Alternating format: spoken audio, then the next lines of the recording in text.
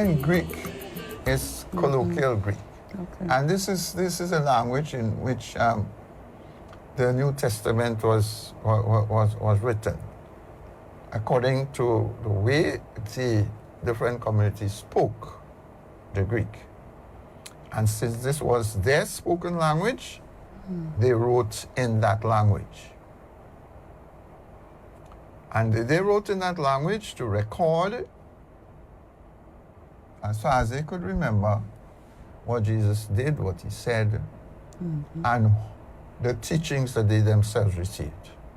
So the New Testament were written between 50 and 150, 50 AD and 150 AD. So you say within a span of 100 years, approximately there.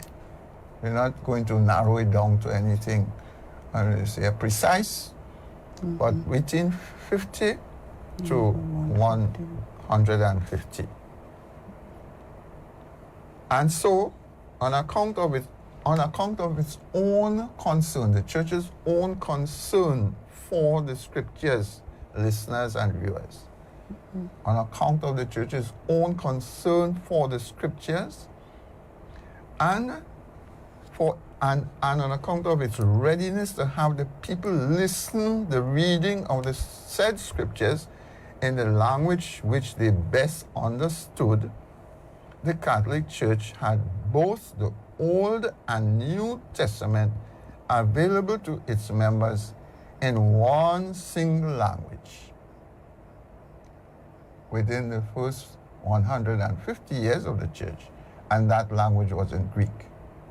In other words, the New Testament, just mentioned, were written in Koine Greek. But the Old Testament that the apostles used for preaching, that Old Testament, the language was Greek. That's the language of the LXX. That's the original language of the LXX, or the original language of the Septuagint. But note again, the two sections of the Bible, as it were, Old Testament and New Testament, were available in a single language. Isn't that concern of the church? That the church wanted people who lived at that time to have available to them all the books of the Bible in the language that they understood. That is great concern, and you should really think about it.